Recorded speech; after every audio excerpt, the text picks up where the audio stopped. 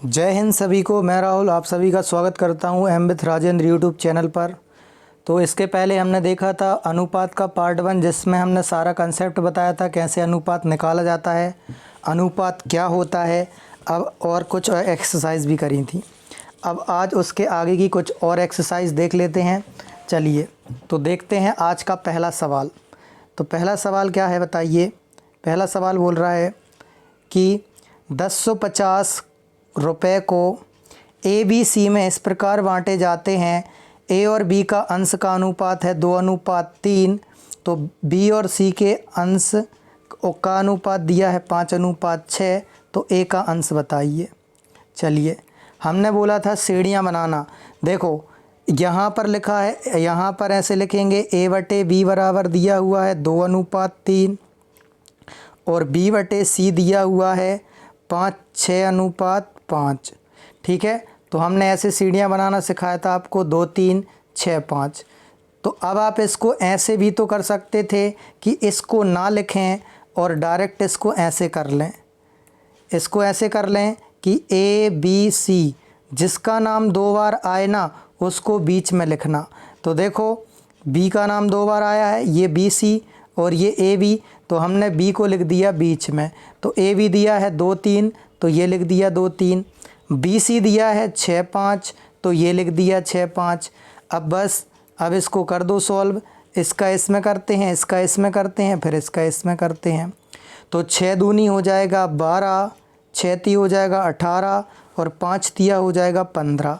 क्या ये कट रहा है? यदि कट रहा है तो काट दो, नहीं कट रहा है तो यही इसका अनुपात होगा। चूँकि ये कट रहा है सो 3 से कट रहा है, 3 चौके 12, 3 छंग 18, 3 पाँचे 15। तो इसका अनुपात हो जाएगा 3 6 5। 1 मिनट रुकना। 3 6, एक बार फिर से लिख देते हैं, पेन नहीं चल रहा था। 3 चौके 12, 3 छंग 18 और 3 पाँचे 15। तो ये 4 6 और 5 अनुपात हो जाएगा। और इनका योग दिया हुआ है कितना बताइए? 1050। तो हम भी इनका क्या कर देंगे? योग। तो 6 4 10 और 5 15। तो 15 की वैल्यू दी हुई है 1050। तो 1 यूनिट की वैल्यू, देखो हम भी इसका योग करेंगे, 15 आ रहा है। जब भी 1 यूनिट की वैल्यू निकालनी हो तो इन सभी से भाग दिया करो। तो देख लेते हैं कितने यूनिट आ रही है।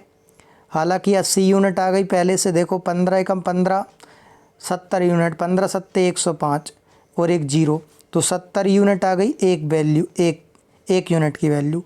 अब चाहिए है ए का अंश। तो ए कितना है? 4। तो ए में कैसे गुणा कर देंगे? 70 से। तो 7 चौके 28, 280 इसका राइट आंसर। या ऐसे कर सकते थे कि 4 6 और 5 आ रहा था, तो हम भी करेंगे योग। हमारा योग कितना था बताइए? 15 और उनका योग था 1050। कितने गुना था? 70 गुना। तो ये भी कितने गुना हो जाएगा बताइए? 70 गुना। तो 7 चौके 28, 280 इसका राइट आंसर होगा। उम्मीद है ये आपको समझ आ गया होगा। नेक्स्ट क्वेश्चन देख लेते हैं। Question number 2। तो ये बोल रहा है 3600 के कुल लाभ को ए बी सी के बीच में बांटा जाना है। ए बी का अनुपात 15:8, बी सी का अनुपात 7:8 हो। तो ए का अंश बताओ। हमने बोला था जो बीच में आए उसको डबल लिखना। तो ए बी सी मतलब जो डबल हो उसको बीच में लिखना। तो पहले लिख देते हैं 15:8, फिर लिख देते हैं 7:8। अब बस बना दो सीढ़ियाँ, कर दो गुणा। इसका इसमें, इसका इसमें, इसका इसमें करते हैं। तो 15 सत्ते 105 होता है। 8 ही 7 ही 56 होता है। 8 अठैया कितना हो जाएगा बताइए? 64 हो जाएगा। अब क्या ये कट रहा है? तो हाँ, ये दोनों, ये तो कैसे कट रहा? 3 से। ये 3 से नहीं कट रहा है। फिर ये देखो 7 से कट रहा है, ये 7 से कट रहा है, ये 7 से नहीं कट रहा है, मतलब ये नहीं कट रहा है। चलो तो यही इसका अनुपात मान लेते हैं। अब इन सब का कर देंगे योग, क्योंकि यहाँ पर भी दिया है कुल। योग मतलब टोटल। तो यहाँ पर भी टोटल दिया हुआ है, तो हम भी इसका क्या निकाल दें बताएंगे? टोटल निकाल देंगे। तो देखो 64 में 56 जोड़ेंगे। यदि 64 में 46 जोड़ना होता, तो यदि 64 में 56 जोड़ेंगे तो ये कितना हो जाएगा बताइए? 120। देखो ये 120 हो जाएगा। और 120 में 100 जोड़ेंगे तो 220, और 220 में 5 और जोड़ देंगे तो ये 225 हो जाएगा कि नहीं बताओ, या फिर ऐसे जोड़ दो 6 4 10 और 5 15, हासिल आई 1, 6 और 6 12, 12 और 1 13, 1 मिनट। फिर से जोड़ देते हैं इनको अपन, देखो 6 और 4 10, 10 और 5 15 की 5, हासिल आई 1, 6 ये भी 6 हो गया तो 6 और 6 12, 12 हासिल आई 1, तो 1 और 1 2, तो 225 हो रहा था। तो अपना हो रहा है 225 और उनका हो रहा है 3600, तो 225 की वैल्यू दी है 3600, एक यूनिट वैल्यू के निकालने के लिए 225 से भाग देंगे और जिसका भाग पूछा है उससे गुणा कर देंगे, 105 से क्या कर देंगे गुणा। चलिए अब काटा पीटी करते हैं इसको। तो ये देखो कैसे कट रहा है, ये कट रहा है 15 से, 15 से जाएगा 15 बार, 15 से जाएगा 7 बार। अब फिर 15 से इसको काट देते हैं, 15 दूनी 30, बचा 6, 15 चौके 60 और एक 0। अब 24 का गुणा 7 में करना है तो कर दो, चलो यहाँ लिख दे रहे, ठीक है, दूसरे कलर से, या फिर वहीं लिख देते हैं दूसरे कलर से। देखो तो 7 चौके 28, हासिल आई 2, 7 दूनी 14, 14 में 2 जोड़ देंगे तो 16, तो 1680 डी इसका राइट आंसर होगा। उम्मीद है आपको समझ आ गया होगा। एक यूनिट की वैल्यू आ रही थी 225, तो आपको चाहिए थी कितने यूनिट की वैल्यू बताइए, 15 यूनिट की। नेक्स्ट क्वेश्चन देख लेते हैं, क्वेश्चन नंबर 3 को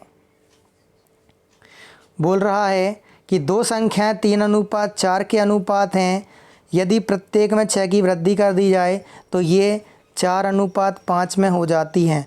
अच्छा, आपको यदि ये लग रहा हो कि सर ज़्यादा बेसिक से बता रहे हैं और फास्ट करना चाहते हैं आप, तो देखो फास्ट हम कितना कर सकते हैं, इन दोनों के बीच में 1 का गैप है और 1 की वैल्यू 6 है और इनका अंतर भी 1 आ रहा है, अंतर ही पूछा है उसने तो 6 इसका राइट आंसर। ठीक है, ऐसा भी कर सकते हैं। तो पहले इसका बेसिक बता देते हैं हम। तो बेसिक देखो क्या है, बेसिक से करोगे तो ये मानते हैं अनुपात में x, तो x मानते हैं तो ये 3x और 4x हो जाएगा कि नहीं बताओ। तो ये लिख दिया 3x बटे 4x, अनुपात मतलब बटे 6 की वृद्धि मतलब धन 6 बराबर में लिख दो, कितना हो जाता है 4:5 हो जाता है। अब इसका तिर्यक गुणा कर देना, तो यहाँ से 1 यूनिट की x की वैल्यू आ जाएगी कितनी बताइए, 6। तो यहाँ से x की वैल्यू आएगी जब 6, जब इसको सॉल्व करोगे तब, ठीक है।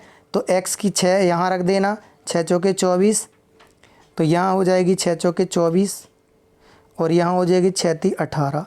तो 24 में से 18 घटाओगे तो कितना आ जाएगा, मतलब अंतर कितना आ जाएगा 6, 18 19 20 21 22 23 24।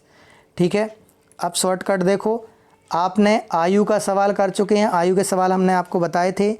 ये देखो 3:4 के अनुपात में 6 की हो रही है वृद्धि, तो ये +6 लिख दिया और यहाँ हो रहा है 4:5। देखो क्या इन दोनों के बीच में सेम गैप है क्या, तो ये 4 और 5 के बीच में 1 का गैप है, 3 और 4 के बीच में भी 1 का गैप है।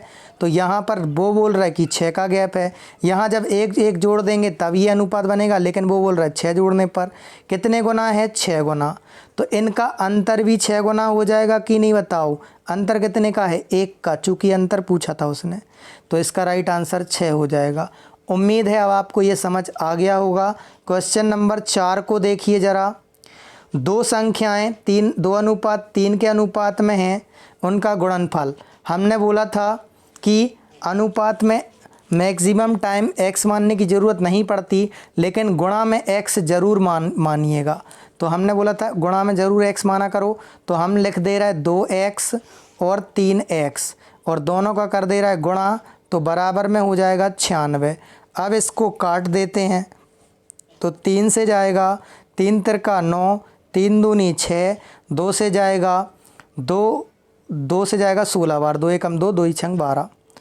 तो ये x गुणा x लिखा है, तो क्या ये 4 गुणा 4 है कि नहीं बताओ, मतलब x की वैल्यू 4 आ जाएगी कि नहीं बताओ।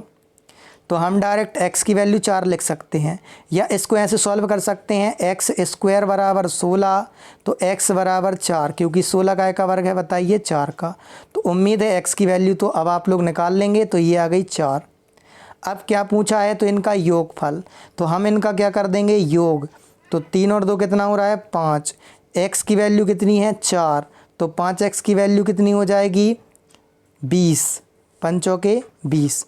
या फिर देखो इन दोनों का योग कितना हो रहा है 5x, तो एक x की वैल्यू 4, तो 5x की वैल्यू 4 पंचे 20। उम्मीद है ये आपको समझ आ गया होगा। नेक्स्ट क्वेश्चन देख लेते हैं। क्वेश्चन नंबर 5 को देखिए। क्वेश्चन नंबर 5 क्या बोल रहा है, दो छात्रों की आयु का अनुपात 2-3 है। इनमें से एक संख्या से दूसरी, एक बार फिर से पढ़ लेते हैं इसको। दो छात्रों की आयु का अनुपात है 3:2। इनमें से एक दूसरे से 5 वर्ष बड़ा है, तो छोटे छात्र की आयु बताओ। वो ये बोल रहा है कि दोनों की आयु में अनुपात अंतर दिया हुआ है 5 का, अंतर दिया हुआ है 5 का, तो आपको बताना छोटे की आयु। तो इनके बीच में 3 और 2 के बीच में अंतर कितने का आ रहा है, 1 का, लेकिन वो बोल रहा है कि 5 का है। 1 की वैल्यू दी हुई है 5, तो 2 की वैल्यू 10 आ जाएगी कि नहीं बताओ। तो छोटा वाला 10 का हो जाएगा, बड़ा वाला 15 का हो जाएगा, चूँकि 1 यूनिट की वैल्यू दी हुई है 5। आ जाएगा समझ। चलिए नेक्स्ट क्वेश्चन देखते हैं। क्वेश्चन नंबर 6 को देखिए ज़रा। 7000 की राशि ABC इस प्रकार से विभाजित की गई है कि A और B का अंश 2:3 के अनुपात में है और BC का इतना है। तो हमने बोला था जिसका नाम 2 बार आए उसको लिख देना बीच में, तो ये लिख देते हैं हम A/B/C। अब लिख देते हैं 2-3, ये लिख दिया 2-3, फिर ये हो गया 4-5। चलो कर दो इसको सॉल्व। 4 दूनी 8, 3 चौके 12 और 5 तिया 15। अब ये क्या कट रहा है, नहीं कट रहा है, तो यही इनका हो गया अनुपात। अब बांटना है, तो अब B का अंश बताना है। B मतलब 12 यूनिट की वैल्यू चाहिए है आपको। चलिए, तो 12×8 20, 20 और 15 35 यूनिट की वैल्यू दी है, कितनी बताइए 7000। तो देखो ये 7000 दी है 35 यूनिट की वैल्यू, तो 1 यूनिट की वैल्यू 200 आ जाएगी, तो 12 यूनिट की वैल्यू 2400 आ जाएगी कि नहीं बताओ। या हमें चाहिए है 12 यूनिट की वैल्यू B की, तो 12 से क्या कर देंगे गुणा, काट दो इसको। तो यहाँ पर इसको काटना है, 35 दूनी 70, 35 दूनी 70, 12 दूनी 24 और 2 जीरो, तो ये हो जाएगा 2400 इसका राइट आंसर। उम्मीद है ये आपको समझ आ गया होगा। नेक्स्ट क्वेश्चन देख लेते हैं। Question number 7। 94 को 2 भागों में विभाजित किया गया है, पहली के 5वें भाग। अच्छा, अब देखिएगा इसमें बोला गया है कि पहली का 5वें भाग, पहली संख्या नहीं है तो पहली का क्या है 5वां भाग, तो पहली संख्या A मान ली, A का 5वां भाग और दूसरे का 8वां भाग, तो दूसरे का 8वां भाग का अनुपात दिया हुआ है 3:4। तो ये सही वाला अनुपात नहीं है, ये 5वें और 8वें भाग का अनुपात है। तो पहले आपको सही अनुपात निकालना पड़ेगा। आपको पता है अनुपात मतलब बटे होता है, और ये देखो ये बटे होता है तो मतलब ये भाग है, तो हम इसको भाग की जगह क्या कर देंगे गुणा, और इस वाली संख्या को पलट देंगे। और जैसे ही हम इस वाली संख्या को पलटेंगे तो ये हो जाएगी क्या बताइए, 8 ऊपर B नीचे चला जाएगा। तो 8 को ऊपर कर देते हैं, रुक जाओ 1 मिनट, तो 8 को हम कर देते हैं ऊपर और B को कर देते हैं नीचे। 1 मिनट रुकना, 8 को कर देते हैं ऊपर और B को कर देते हैं नीचे। चलिए, तो 8 हो जाएगी ऊपर, 8 हो जाएगी क्या बताइए ऊपर, और B हो जाएगी नीचे। क्योंकि देखो जब दोनों साइड देखो 5/2 भागित 3/4 होता है, तब हम 5/2 गुणा 4/3 कर देते हैं। इस वाली संख्या को पलट देते हैं, भाग का कर देते हैं गुणा। ये कंसेप्ट आपको पता होगा जब डबल बटे हो तब। चलिए, तो ये हो गया क्या बताइए 8A/5B, या A/B को यहीं छोड़ दो, A/B को यहीं छोड़ दो और 5 को ले जाओ ऊपर, तो 5 चला जाएगा यहाँ 3 के गुणा में, तो 5 तिया हो जाएगा 15, और ये 8 नीचे आ जाएगा, तो 8 चौके हो जाएगा 32। तो इनके अंकों का योग देख लेते हैं क्या हो रहा है। इनके अंकों का योग हो रहा है 5 और 2 7, 3 और 1 4, 47। लेकिन वो बोल रहा है 94 है। 47 से जो 94 है वो कितने गुना है, 2 गुना। तो ये पहली वाली भी 2 गुना, दूसरी वाली भी 2 गुना। तो पहला भाग पूछा है, तो 15 का 2 गुना कर दोगे, 15 दूनी कितना हो जाएगा 30। उम्मीद है ये भी आपको समझ आ गया होगा। नहीं आए तो एक बार दोबारा देखना, फिर भी नहीं आए तो आप कमेंट करके बताइएगा, हम आपको सॉल्व करके दिखा देंगे अगले लेक्चर में। चलिए इसको देखिए, 2600 को ABC में 1/2, 1/3, 1/4 में बांटा गया है। प्रत्येक का हिस्सा ज्ञात करना है। देखो अब 1/2 और 1/3 और 1/4, अब चाहो तो इसका एलसीएम लेके भी कर सकते हैं कि एलसीएम ले लोगे 4, एलसीएम ले लोगे 12, फिर 2 से भाग जाएगा कितने बार, 6 बार, 6 का ऊपर गुणा करोगे। एक तरीका तो ये हो गया। दूसरा तरीका ये है कि अनुपात हमेशा बटे में नहीं होना चाहिए, मतलब अनुपात का मतलब ही होता है बटे, तो ये फ्रैक्शन में नहीं होना चाहिए, अपॉन में नहीं होना चाहिए। तो हम क्या करेंगे, इनके एलसीएम से गुणा कर देंगे। यदि एलसीएम से कर देंगे गुणा तो ये सारी संख्याएं हट जाएंगी। तो एलसीएम कितना आ रहा है, 12, तो सभी में हम 12 से गुणा कर देते हैं। तो ये गुणा 12, यहाँ पर भी गुणा 12 और यहाँ पर भी गुणा 12। चलिए तो जैसे ही इसमें गुणा 12 करेंगे तो ये 2 से 6 बार काट देगा, ये 3 से 4 बार काट देगा, ये 4 से 3 बार काट देगा। तो 6, 4, 3 इसका सही अनुपात आ गया।